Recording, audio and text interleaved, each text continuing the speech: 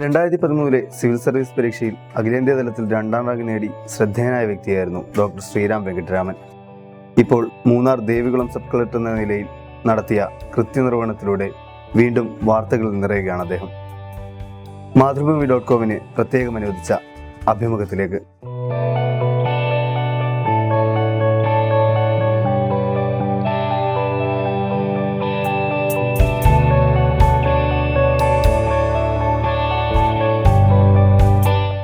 ഇല്ല, ഒരിക്കലും ഇല്ല, ഇല്ല, തോന്നിയിട്ടില്ല. ഇത് തന്നെയാണ് ആഗ്രഹിച്ചതും. ആ ആഗ്രഹം ഇപ്പോൾ തന്നെ അങ്ങനെ തന്നെ ഇരിപ്പുണ്ട്.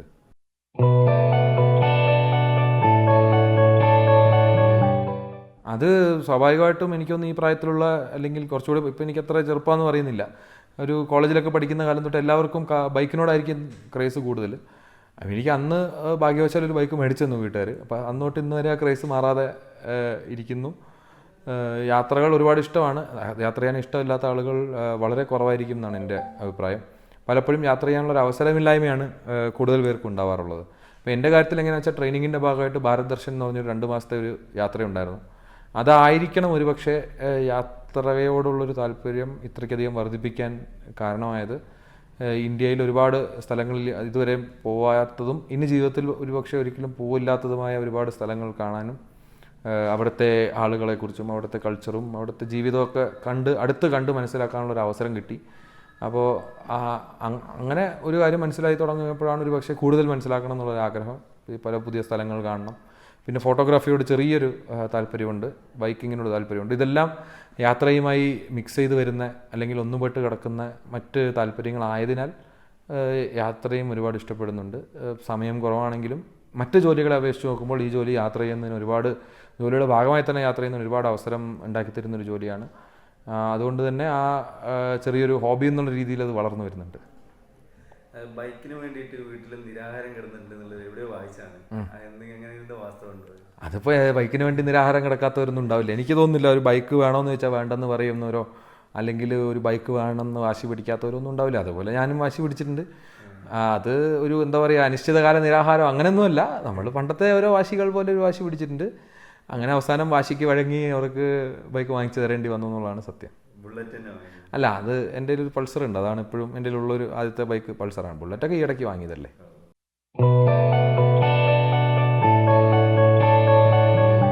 ശബരിമലയിൽ എനിക്ക് തോന്നുന്നു ചരിത്രത്തിൽ ആദ്യമായിട്ടാണ് ശബരിമലയിലെ പാരിസ്ഥിതിക പ്രശ്നങ്ങൾ, അല്ലെങ്കിൽ അവിടെ പാരിസ്ഥിതിക പ്രശ്നങ്ങൾ ഉണ്ട് എന്നൊരു സർക്കാർ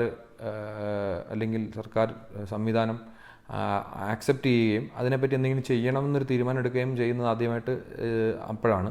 അപ്പോൾ അന്ന് ജില്ലാ കളക്ടറായിരുന്ന ഹരികിഷോർ സാറിന് വളരെ ഏറെ താല്പര്യമുണ്ടായിരുന്നൊരു മേഖല ആയതിനാൽ സാറിൻ്റെ മനസ്സിൽ തന്നെ ഉടൽ കൊണ്ട ഒരു ആശയമാണ് പ്ലാസ്റ്റിക് വിമുക്ത ശബരിമല, പ്ലാസ്റ്റിക് ഫ്രീ ശബരിമല എന്ന് പറയുന്നത്.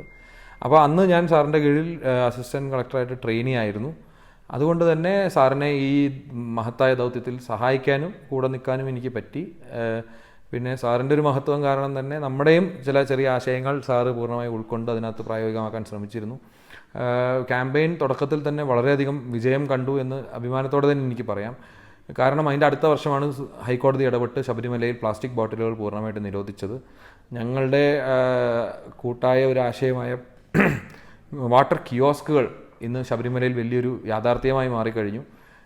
പിന്നെ പ്ലാസ്റ്റിക് ബാഗുകൾ ഭക്തരിൽ നിന്നും മേടിച്ച് പകരം തുണി സഞ്ചികൾ വിതരണം ചെയ്യുന്ന പരിപാടി ഒക്കെ ഇപ്പോഴും വളരെ ശക്തമായി തന്നെ ശബരിമലയിൽ നടക്കുന്നുണ്ട്. അപ്പോൾ ശബരിമലയിൽ പോയി വന്ന ഭക്തർ തന്നെ ഒരുപാട് പേര് നമുക്ക് വളരെ പോസിറ്റീവായിട്ടുള്ള ഫീഡ്ബാക്ക് അതിനെപ്പറ്റി തന്നിട്ടുണ്ട്. പിന്നെ ഈ പറഞ്ഞതുപോലെ ചരിത്രപരമായി കാലങ്ങളായിട്ട് കെട്ടിക്കിടക്കുന്ന മാലിന്യവും പ്രശ്നങ്ങളുമാണ് ശബരിമലയിൽ.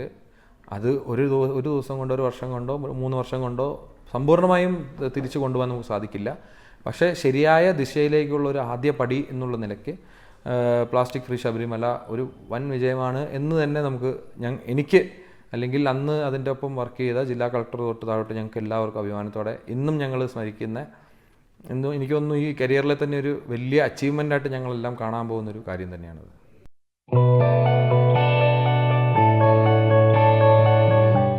ഇല്ല, അങ്ങനെ ഒരു സ്വാധീനമൊന്നുമില്ല. കാരണം അച്ഛനും ആഗ്രഹം ഞാനൊരു ഡോക്ടറാവണമെന്ന് തന്നെയായിരുന്നു കോയിൻസിഡൻ്റലി. അപ്പോൾ ഡോക്ടറായപ്പോൾ തീർച്ചയായും അച്ഛന് സന്തോഷം തന്നെയായിരുന്നു. ഡോക്ടറായിട്ട് തുടരണം എന്നായിരുന്നു ഒരുപക്ഷെ അദ്ദേഹത്തിൻ്റെ ആഗ്രഹം എന്നാണ് ഞാൻ മനസ്സിലാക്കുന്നത്.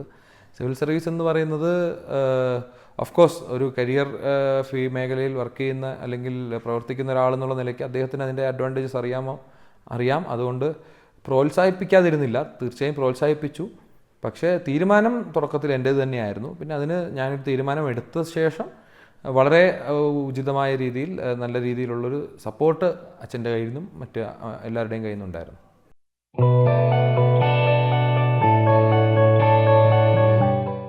അച്ഛൻ്റെ പേര് ഡോക്ടർ PR വെങ്കിട്ടരാമൻ. എറണാകുളത്ത് സെൻറ്റ് ആൽബർട്ട്സ് കോളേജിൽ നിന്നും റിട്ടയർ ചെയ്തു. അദ്ദേഹം ഒരു കരിയർ കൺസൾട്ടൻ്റാണ്. അമ്മ Rajam Ramamurthy state bank of ഇന്ത്യയിൽ ജോലി ചെയ്യുന്നു, എറണാകുളത്ത് തന്നെ. ഒരു അനിയത്തിയേ ഉള്ളൂ. അനിയത്തിയുടെ പേര് ലക്ഷ്മി. പുള്ളിക്കാരിയും ഡോക്ടറാണ്. ഇപ്പോൾ വിവാഹത്തിന് ശേഷം ബാംഗ്ലൂർ സെറ്റിൽഡാണ്. ഇപ്പോൾ ENTയിൽ പോസ്റ്റ് ഗ്രാജുവേഷൻ ചെയ്യുന്നു. അനിയത്തിയുടെ ഭർത്താവ് അശ്വിൻ, അദ്ദേഹം കോഗ്നിഷൻ എന്ന് പറഞ്ഞ കമ്പനിയിൽ എഞ്ചിനീയറാണ്. എല്ലാവർക്കും എന്താ പറയുക, ഫാമിലിയുടെ ബാക്കപ്പോ സപ്പോർട്ടോ ഇല്ലാതെ ഒരിക്കലും നമുക്ക് ഈ ഒരു പരീക്ഷ എഴുതുന്ന കാര്യം ചിന്തിക്കാൻ പോലും പറ്റില്ല. അപ്പോൾ പൂർണ്ണമായ പിന്തുണ, മെഡിസിൻ കഴിഞ്ഞിട്ട് പോസ്റ്റ് ഗ്രാജുവേഷന് പോകാതെ അത് ഉപേക്ഷിച്ച് ഇതിലേക്ക് വരിക എന്ന് പറഞ്ഞാൽ ചെറിയ കാര്യമല്ല. അപ്പോൾ എല്ലാ രീതിയിലും തുടക്കം തൊട്ട് അവസാനം വരെ ഉള്ള തീരുമാനങ്ങളിലും അത് ഇംപ്ലിമെൻ്റ് ചെയ്യുന്നതിലും കുടുംബത്തിൻ്റെ വലിയൊരു സപ്പോർട്ട് ഉണ്ടായിട്ടുണ്ട്. ഒരുപക്ഷെ വലിയ ഇത് ലഭിക്കാനും ഈ ഒരു അവസ്ഥയിലേക്ക് എത്തിപ്പെടാനുള്ള വലിയ കാരണങ്ങളിൽ ഒന്ന് ഫാമിലിയുടെ സപ്പോർട്ട് തന്നെയാണ്.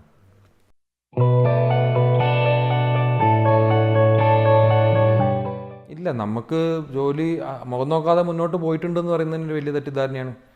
മുഖം നോക്കാതെ എങ്ങനെയാണ് മുന്നോട്ട് പോകാൻ പറ്റുക? മുഖം നോക്കിയിട്ടല്ലേ മുന്നോട്ട് പോകാൻ പറ്റുള്ളൂ. അപ്പോൾ മുഖം നോക്കാതെ ആക്ഷൻ എടുക്കുക, മുഖം നോക്കാതെ മുന്നോട്ട് പോകുക എന്നൊക്കെ പറയുന്നത് അതൊരു തെറ്റായിട്ടുള്ളൊരു ധാരണയാണ്. അപ്പോൾ ഈ നിങ്ങൾ പറയുന്നിടത്തൊന്നും നമ്മളൊക്കെ സിനിമയിൽ കാണുന്ന പോലെ വെട്ടൊന്ന് തുണ്ടൻ രണ്ടെന്നുള്ള അങ്ങനെയൊന്നുമല്ല. നിയമം നല്ല രീതിയിൽ നടപ്പിലാക്കുക, പ്രായോഗികമായ രീതിയിൽ നടപ്പിലാക്കുക എന്നുള്ളതാണ് ഒരു ഉദ്യോഗസ്ഥൻ്റെ ഏറ്റവും ഫണ്ടമെൻ്റലായിട്ടുള്ള ദൗത്യം.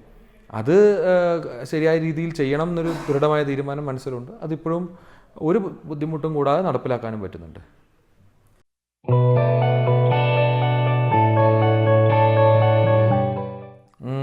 നിങ്ങൾ പറഞ്ഞത് വാസ്തവമാണ്. നമ്മൾ ഒരു പബ്ലിക് സർവൻ്റ് എന്നുള്ള നിലയ്ക്ക് നമ്മുടെ ജോലി പലപ്പോഴും റിസ്കി ആണെന്നൊക്കെ ഉള്ളൊരു തെറ്റിദ്ധാരണ ഭൂരിഭാഗം കേസിലും അതൊരു തെറ്റിദ്ധാരണ മാത്രമാണ്. ഈ കേസിലും അതെ. അപ്പോൾ അങ്ങനെ ഒരു തെറ്റിദ്ധാരണ മാധ്യമങ്ങളിലൂടെയൊക്കെ പ്രചരിക്കുകയും അത് വീട്ടുകാർ കേൾക്കുകയും അവർക്ക് സ്വാഭാവികമായിട്ടും പേടിയാവുകയും ചെയ്തു. ഇപ്പോഴും പേടി തുടരുന്നു, നിലനിൽക്കുന്നു എന്ന് തന്നെ പറയാം. അത് ഒരളവ് വരെ നമ്മുടെ പേഴ്സണൽ ലൈഫിനെ ബാധിച്ചിട്ടുണ്ടോ എന്ന് വെച്ചാൽ ബാധിച്ചിട്ടുണ്ട്, സംശയമില്ല. പക്ഷേ അതിന് വേറെ സൊല്യൂഷനൊന്നുമില്ല. കാരണം ഈ പേടി വെച്ച് നമ്മുടെ ജോലിയെ നമ്മൾ മോഡിഫൈ ചെയ്യാനോ അല്ലെങ്കിൽ ഓടാനോ തുടങ്ങിയാൽ ജീവിതാവസാനം വരെ ഓടേണ്ടി വരും. അപ്പോൾ എത്രയും പെട്ടെന്ന് നമുക്ക് ചുറ്റിലുമുള്ളവർ, നമ്മളെ സ്നേഹിക്കുന്നവർ, നമ്മുടെ കുടുംബാംഗങ്ങൾ ഒക്കെ നമ്മുടെ ജോലിയുടെ നേച്ചറും അതിൻ്റെ ജോലിയുടേതായിട്ടുള്ള റിസ്ക്കുകളും എന്ന് മനസ്സിലാക്കുന്നോ, അല്ലെങ്കിൽ എത്രയും പെട്ടെന്ന് മനസ്സിലാക്കുന്നോ അത്രയും പെട്ടെന്ന് കുറച്ചുകൂടി മനസ്സമാധാനമായിട്ടും കുറച്ചുകൂടി നല്ല രീതിയിൽ ജോലി ചെയ്യാൻ ഉദ്യോഗസ്ഥർക്ക് പറ്റും. പല കേസുകളുണ്ട്. പേഴ്സണൽ ലൈഫ് പൂർണ്ണമായും തകർന്നു പോയവർ തൊട്ടുള്ളവർ നമ്മുടെ ചുറ്റിലുമുണ്ട്. അപ്പോൾ അതിനൊക്കെ ഒരു പരിധി വരെയും കൂടെ ഉള്ളവരും കുടുംബക്കാരും വീട്ടുകാരും ഒക്കെ നമ്മുടെ ജോലിയും അതുമായി ബന്ധപ്പെട്ട മറ്റ് കാര്യങ്ങളും റിസ്ക്കുകളും മനസ്സിലാക്കാനും ഉൾക്കൊള്ളാനും ശ്രമിക്കുന്നില്ല എന്നുള്ളത് കൊണ്ട് തന്നെയാണ്. ഇപ്പോൾ എനിക്ക് തുടക്കമല്ലേ ആയിട്ടുള്ളൂ. അതുകൊണ്ട് എൻ്റെ വീട്ടുകാർക്കും ഒരുപക്ഷെ ഇത് മനസ്സിലാക്കുന്നതിനും ഉൾക്കൊള്ളുന്നതിനും പൊരുത്തപ്പെടുന്നതിനും ഉള്ളൊരു സമയം എടുക്കും. ആ ഒരു അഡ്ജസ്റ്റ്മെൻറ്റ് പീരീഡാണിത് എന്നുള്ളതേ ഉള്ളൂ. കുറച്ചു കാലം കഴിയുമ്പോൾ അവർക്കും മനസ്സിലാവും. അല്ലാതെ അവരോട് കാര്യങ്ങൾ പറഞ്ഞ് മനസ്സിലാക്കുക എന്നല്ലാതെ നമുക്ക് അതിൽ കൂടുതലൊന്നും ചെയ്യാനും പറ്റില്ല. കുറേയൊക്കെ നമ്മൾ പറഞ്ഞ് മനസ്സിലാക്കും. പിന്നെ ഈ പറഞ്ഞതുപോലെ വിദ്യാഭ്യാസമില്ലാത്തവരോ ഒന്നും അല്ലാത്തത് കൊണ്ട് അവർക്ക് തന്നെ കുറേ കാര്യങ്ങളൊക്കെ സ്വയം മനസ്സിലാവാം.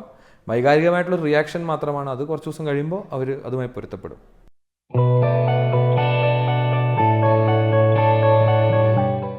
തീർച്ചയായും. കാരണം ഏതൊരു മേഖലയിൽ ജോലി ചെയ്യുന്ന ആളാണ്, ഏത് സാധാരണ ആളുകൾ നമ്മളൊക്കെ പോലുള്ളവർക്കെല്ലാം നമ്മുടെ ചുറ്റിനുമുള്ള ആളുകൾ നമ്മളെ അംഗീകരിക്കുകയും സ്നേഹിക്കുകയും ഞാനുമായിട്ട് യാതൊരു ബന്ധവുമില്ലാത്ത ഒരാൾ എനിക്ക് കത്തെഴുതുക അല്ലെങ്കിൽ പൂർണ്ണമായ പിന്തുണ പറയുക. ഇപ്പം ഞാൻ ചെയ്യുന്ന ഒരു വലിയ കാര്യമോ ചെറിയ കാര്യമോ ആയിക്കോട്ടെ, ഇത്ര വലിയ കാര്യമൊന്നും അല്ലെങ്കിൽ കൂടി അവരുടെ കണ്ണിൽ ഞാൻ ചെയ്യുന്ന കാര്യങ്ങൾക്ക് പ്രാധാന്യമുണ്ടെന്നും അതിനവർ പിന്തുണയ്ക്കുന്നു എന്നും പറയുമ്പോൾ അതിൻ്റെ ഇപ്പം ഞാൻ അവരെ നാളെ വിളിച്ച് സഹായം തേടാൻ വേണ്ടിയൊന്നും അല്ലല്ലോ.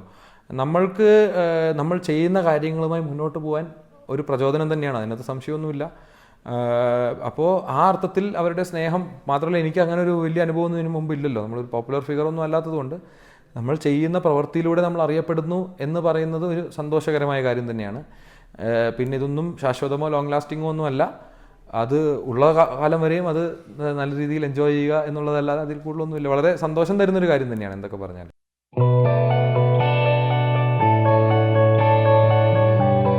സാമ്പത്തികമായിട്ട് ഇപ്പോൾ ഈ സാമ്പത്തികമായിട്ടുള്ള ബുദ്ധിമുട്ടൊന്നും ഇപ്പോഴും ഇല്ലല്ലോ. അത്യാവശ്യം ജീവിക്കാനുള്ള ശമ്പളമൊക്കെ ഇതിനകത്തും കിട്ടുന്നുണ്ട്. മറ്റേതിൽ കിട്ടിയിരുന്ന അത്രയും കിട്ടുമെന്ന് ചോദിച്ചാൽ മറ്റേതിൽ എനിക്ക് ശമ്പളമൊന്നും കിട്ടിയിട്ടില്ലായിരുന്നു ഇതുവരെ. അതുകൊണ്ട് എനിക്ക് വ്യക്തമായിട്ട് പറയാൻ പറ്റില്ല. കുറച്ചൊക്കെ എന്തായാലും ഒരു ഡോക്ടറിന് കിട്ടുന്നതിനേക്കാളും കുറവ് പൈസയെ ഇതിൽ കിട്ടുള്ളൂ എന്നുള്ളത് ശരിയാണ്.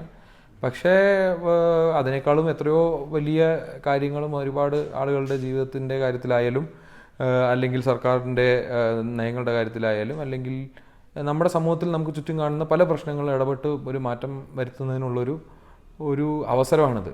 അപ്പോൾ അതിനകത്തെ ഒരു ട്രേഡ് ഓഫ് മാത്രമാണ് ശമ്പളത്തിലെ കുറവ്. ഈ അവസരത്തിന് വേണ്ടി എനിക്ക് തോന്നുന്നു സിവിൽ സർവീസിൽ റാങ്ക് തരാം, IAS തരാം എന്ന് പറഞ്ഞാൽ ലോകത്തിലൊരു മനുഷ്യനും ശമ്പളം കുറവായതുകൊണ്ട് വരാതിരിക്കില്ല. അത് ഞാനും ചെയ്തുള്ളൂ. അതൊന്നും വലിയ ചോദ്യമാക്കേണ്ട കാര്യമൊന്നുമില്ല.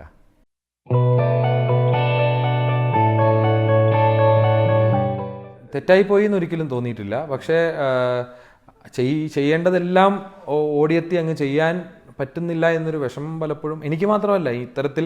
കാരണം നമുക്ക് കിട്ടുന്ന അവസരം അപരിമിതവും കിട്ടുന്ന സമയവും മറ്റ് റിസോഴ്സസും പരിമിതവുമാണ്. അപ്പോൾ ഒരുപാട് കാര്യങ്ങൾ വേണമെങ്കിൽ ചെയ്യാം. അതിലൊരു കുറച്ച് കാര്യങ്ങളെ നമുക്ക് പ്രായോഗികമായിട്ട് ചെയ്യാനുള്ളൊരു കഴിവ് നമുക്കുള്ളൂ. കഴിവായാലും സമയമായാലും മറ്റ് സാഹചര്യമായാലും. അപ്പോൾ കുറച്ചുകൂടിയും കൂടുതൽ കാര്യങ്ങൾ ചെയ്യാൻ പറ്റിയിരുന്നെങ്കിൽ എന്നുള്ളത് ഒഴിച്ചാൽ ചെയ്തതിനെ ഓർത്ത് ഇതുവരെ ദുഃഖിക്കേണ്ടി വന്നിട്ടില്ല. ചെയ്യാത്തതിനെ ഓർത്ത് പലപ്പോഴും നമുക്ക് കുറച്ചുകൂടി ചെയ്യാമായിരുന്നു എന്ന് തോന്നിയിട്ടുണ്ട്.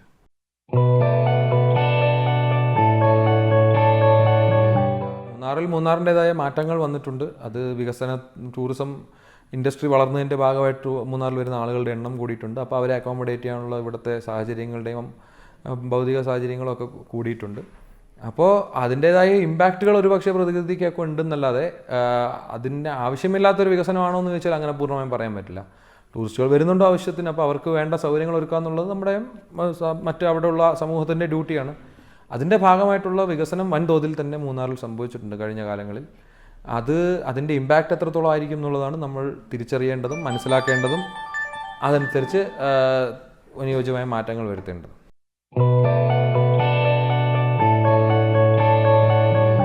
അതിപ്പോൾ കിങ് കണ്ട ഏതൊരു മനുഷ്യനും കിങ്ങിനെ പോലെ ആവണമെന്നൊന്നും ഉണ്ടാവില്ലേ? അല്ല, IAS ആയ പിന്നെ അതുപോലെ ആവാനൊന്നും ആഗ്രഹമൊന്നുമില്ല. ചെറുപ്പത്തിൽ കിങ് കാണുമ്പോൾ ജോസഫ് അലക്സിനെ പോലെ ആവണം എന്നല്ല, ഒരു IAS കാരനാവണമെന്നാണ് എല്ലാവർക്കും തോന്നുക. ആ ആഗ്രഹം എനിക്കും തോന്നിയതിൽ തെറ്റൊന്നും ഞാൻ കാണുന്നില്ല. അത് കാരണമാണ് IASന് പ്രിപ്പയർ ചെയ്തിരുന്നോ IAS ആയെന്നൊന്നും ഞാൻ പറയുന്നില്ല. സിനിമ കണ്ട 5 മിനിറ്റത്തേക്ക് നമുക്ക് മനസ്സിൽ തോന്നുമല്ലോ. ഒരു മമ്മൂക്ക ഫാനും കൂടി ആകുമ്പോൾ കൊള്ളാം എന്നൊക്കെ ഒരു ഫീലിംഗ് ഉണ്ടാവും. ഇപ്പോഴും ആ ഡയലോഗുകൾ കേൾക്കുമ്പോൾ ഒരു കോരിത്തിരിപ്പുണ്ട്. അത് എല്ലാവർക്കും ഉണ്ടാവും.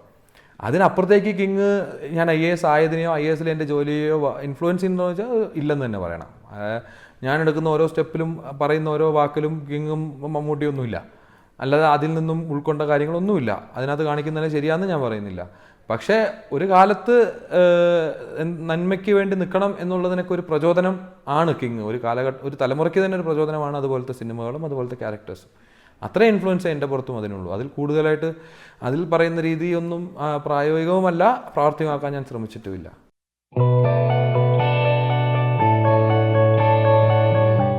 അത് മാധ്യമങ്ങളിൽ നിന്ന് ഒഴിഞ്ഞു നിൽക്കാൻ വേറെ കാര്യമൊന്നുമില്ല, പേടി കൊണ്ടാ. നമ്മൾ ചെയ്യുന്ന ജോലിയെക്കുറിച്ചും മറ്റു കാര്യങ്ങളെക്കുറിച്ചൊക്കെ ആവശ്യമില്ലാതെ ചോദിക്കും. അത് ഞാൻ മാധ്യമങ്ങളോട് പറയേണ്ട കാര്യമില്ലല്ലോ, എൻ്റെ ജോലിയിലൂടെ കാണിച്ചാൽ മതിയല്ലോ. അതല്ല, സ്ട്രിക്റ്റായിട്ട് പ്രൊഫഷണലായിട്ട് നിൽക്കുന്ന ആളുകളാണെങ്കിൽ ആർക്കും പേടി ഉണ്ടാവില്ല. ഇന്നത്തെ കാലത്ത് നമ്മൾ കാണുന്നത് മാധ്യമങ്ങൾ പല കാര്യങ്ങളെയും വളച്ചൊടിക്കുന്നതായിട്ടും പകുതി സത്യങ്ങൾ പുറത്തു വരുന്നതായിട്ടൊക്കെ നമ്മൾ കാണുന്നുണ്ട്. അപ്പോൾ സ്വാഭാവികമായിട്ടും ഒരു പബ്ലിക് സ്ഫിയറിൽ ജീവിക്കുന്ന ഒരാൾ അല്ലെങ്കിൽ ജോലി ചെയ്യുന്ന ഒരാൾ എന്നുള്ള നിലയ്ക്ക് ഇന്നത്തെ കാലത്ത് മാധ്യമങ്ങളെ കുറച്ചൊക്കെ പേടിക്കേണ്ട അവസ്ഥ തന്നെയാണ്. അപ്പോൾ എപ്പോഴും it is better safe than two B sorry later എന്ന് പറയുന്ന പോലെ സേഫായിട്ട് കളിക്കുന്നു.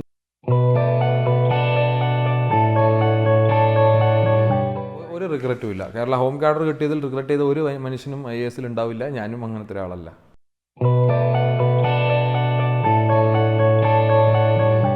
കോളേജ് കാലത്ത് ക്രിക്കറ്റ് കളിക്കാത്ത ഇന്ത്യക്കാരില്ലല്ലോ.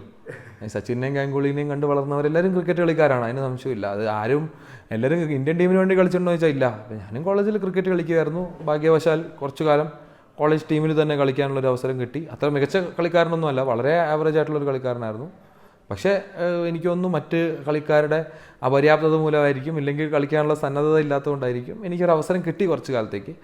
അത് നന്നായി എൻജോയ് ചെയ്തൊരു കാലഘട്ടമാണ്. ക്രിക്കറ്റ് കളിക്കുക എന്ന് പറഞ്ഞാൽ ഒരു വെള്ളയും ജേഴ്സി ഇട്ട് കളിക്കുക എന്ന് പറഞ്ഞാൽ അതിനപ്പുറം ഒരു ഫീല് ഒരു സാധാരണ ശരാശരി ഇന്ത്യക്കാരനില്ല. അത് സത്യമാണ്. ഇപ്പോഴും ആരെങ്കിലും ക്രിക്കറ്റ് കളിക്കാൻ വിളിച്ചാൽ ഞാൻ പോകും. അതുകൊണ്ട് അത് നല്ല കഴിവുള്ളതുകൊണ്ടല്ലോ. ക്രിക്കറ്റ് എന്ന് പറഞ്ഞാൽ നമ്മുടെ എല്ലാം ജീവിതത്തിൻ്റെയും നമ്മുടെ എല്ലാം ചരിത്രത്തിൻ്റെയും വലിയൊരു ഭാഗമാണ് ക്രിക്കറ്റ്. അപ്പോൾ അത് എന്നായാലും നമ്മൾ ഏത് പ്രായത്തിൽ എൻജോയ് ചെയ്യുന്ന ഒരു കളിയാണ്. അത് ഭയങ്കരമായിട്ട് എൻജോയ് ചെയ്തിരുന്നൊരു കാലഘട്ടമാണ്. ക്രിക്കറ്റ് കളി മാത്രമല്ല, കോളേജ് ലൈഫ് മൊത്തം.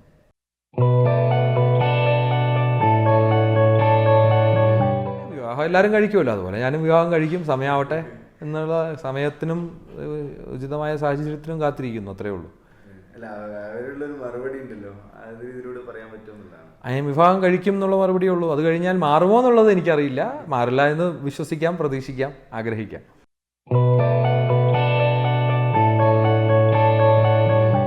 കോളേജിൽ പഠിച്ച ഏതൊരാളുടെയും ഏറ്റവും സ്മരിക്കാൻ ആഗ്രഹിക്കുന്ന ഏറ്റവും ഓർമ്മകൾ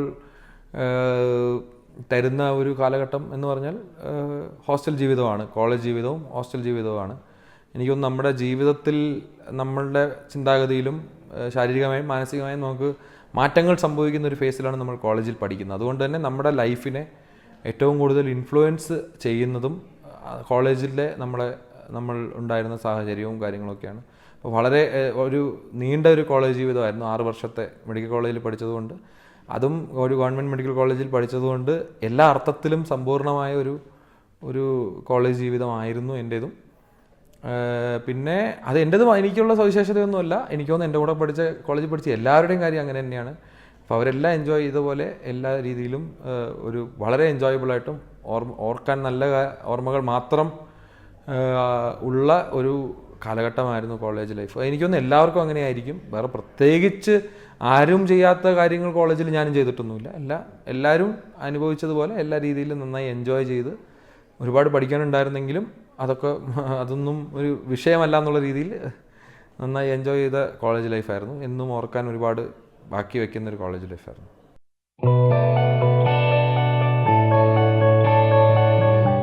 അതുമായിട്ട് പ്രിപ്പയർ ചെയ്യുന്ന ആൾക്കാരോട് പറയാനുള്ളത് വളരെ എളുപ്പമാണ്. എന്താണ് ഈ സർവീസിൻ്റെ അർത്ഥം എന്നുള്ളത് പൂർണ്ണമായും തിരിച്ചറിയുക. അല്ലാതെ ഈ പുറത്തുനിന്ന് ഇതിന് കാണുന്ന ഗ്ലാമറും ഇപ്പോൾ കേരള കാഡറിൽ തട്ടിമുട്ടി അഡ്ജസ്റ്റ് ചെയ്ത് കയറിയ എന്നെപ്പോലുള്ള 1-2 പേരുടെ ജീവിതം മാത്രമേ നിങ്ങൾ കാണുന്നുള്ളൂ. ജീവിതകാലം മുഴുവൻ ഒരു 30-35 വർഷം നാഗാലാൻഡിലോ മിസോറാമിലോ ഉത്തരാഖണ്ഡിലോ ജാർഖണ്ഡിലോ ജോലി ചെയ്യുന്ന മലയാളികളുണ്ട് സിവിൽ IAS അല്ലെങ്കിൽ IPS എല്ലാ സർവീസിലും. അപ്പോൾ അവരൊക്കെയാണ് റിയൽ ഹീറോസ്. അപ്പോൾ അവരുടെ ജീവിതം എങ്ങനെയായിരിക്കും, അല്ലെങ്കിൽ അത്തരത്തിലൊരു ജീവിതം നിങ്ങൾക്കും അംഗീകരിക്കാൻ പറ്റുമോ? അടുത്ത നിങ്ങളുടെ പ്രൊഫഷണൽ കരിയറിലെ 30 വർഷം അല്ലെങ്കിൽ 25 വർഷം അല്ലെങ്കിൽ 35 വർഷം നമ്മളിതുവരെ കേട്ടിട്ടില്ലാത്തൊരു സംസ്ഥാനത്ത് നമ്മൾക്ക് ഇതുവരെ പരിചിതമല്ലാത്തൊരു കൾച്ചറിൻ്റെ ഭാഗമാവാൻ സാധിക്കുമോ എന്നുള്ളതാണ് ഏറ്റവും ആദ്യമായിട്ട് നമ്മൾ അഡ്രസ്സ് ചെയ്യേണ്ട ഇഷ്യൂ. അത് സമ്മതമാണെങ്കിൽ മാത്രമേ നമ്മളൊരു നല്ല ഉദ്യോഗസ്ഥനാവാൻ പറ്റൂ. ഇല്ലെങ്കിൽ നമുക്കെപ്പോഴും മനസ്സിലൊരു വിഷമവും ഫ്രസ്ട്രേഷനും ആയിരിക്കും എന്നാണ് എനിക്ക് തോന്നുന്നത്. ഒരുപക്ഷെ അങ്ങനെ ആയിരിക്കില്ല, ഇപ്പോൾ നല്ല ഉദ്യോഗസ്ഥരില്ല എന്നല്ല ഞാൻ പറയുന്നത്. പക്ഷേ ആ ഒരു സത്യം നമ്മൾ ആദ്യമേ ഉൾക്കൊണ്ടുകൊണ്ട് ഈ പരീക്ഷ എഴുതുകയാണെങ്കിൽ വലിയൊരു മാറ്റം തന്നെ നമുക്ക് സൃഷ്ടിക്കാൻ സാധിക്കും. അപ്പോൾ സർവീസിൻ്റെ അർത്ഥം എന്താണ്, അതിൻ്റെ ഗ്ലാമറിനും അതിൻ്റെ ഈ ലോക അംഗീകാരത്തിനും പുറത്തോട്ട് അല്ലെങ്കിൽ അകത്തോട്ട് എന്താണ് ഈ സർവീസ് ആക്ച്വലി ഉദ്ദേശിക്കുന്നത്, എന്താണ് നമ്മുടെ ജോലി, എങ്ങനെയാണ് നമ്മൾക്ക് ഏത് രീതിയിലാണ് ആളുകളെ സേവിക്കാൻ പറ്റുക, അല്ലെങ്കിൽ ഏത് രീതിയിലാണ് നല്ല കാര്യങ്ങൾ ചെയ്യാൻ പറ്റുക എന്നുള്ളതിനെ സംബന്ധിച്ചൊരു വിശകലനം നടത്തുന്നത് വളരെ അത്യാവശ്യമാണ്. അത് എനിക്ക് തോന്നുന്നു കോച്ചിങ് സെൻറ്ററുകളിൽ പലരും ഇത്തരത്തിലുള്ള കൈപ്പേറിയ കാര്യങ്ങൾ പറഞ്ഞു കൊടുക്കാറില്ല. ഇതെന്തോ ഭയങ്കര ഭംഗിയുള്ളൊരു വലിയ സംഭവമാണെന്നുള്ള രീതിയിലാണ് പറഞ്ഞു കൊടുക്കാറുള്ളൂ. അപ്പോൾ ഇതിൻ്റെ നെഗറ്റീവ് വശങ്ങളും ഒക്കെ, നെഗറ്റീവെന്ന് ഞാൻ പൂർണ്ണമായും പറയുന്നില്ല, പക്ഷേ ഇതിൻ്റെ പ്രായോഗിക വശങ്ങൾ പൂർണ്ണമായും ഉൾക്കൊണ്ടുകൊണ്ട് മുന്നോട്ട് പോയാലേ ഈ സർവീസ് കിട്ടുന്നതിനും അത് എളുപ്പമാവും, കിട്ടിയാൽ ഒരു നല്ല സാറ്റിസ്ഫൈയിങ് കരിയർ ഉണ്ടാവുന്നതിനും അത് എളുപ്പമായിരിക്കും. കുടുംബക്കാരെ ഉൾപ്പെടെ കൺവിൻസ് ചെയ്യുന്നതൊക്കെ വളരെ വലിയൊരു സ്റ്റെപ്പായിരിക്കും. അപ്പോൾ അതൊക്കെ റിസൾട്ട് വന്ന ശേഷം അഡ്ജസ്റ്റ് ചെയ്യുന്നതിന് നല്ലത് എഴുതുന്നതിന് മുമ്പ് തന്നെ എനിക്ക് വേണോ ഇല്ലയോ എന്ന് ചിന്തിച്ചിട്ട് മുന്നോട്ട് പോകുന്നതാണ്.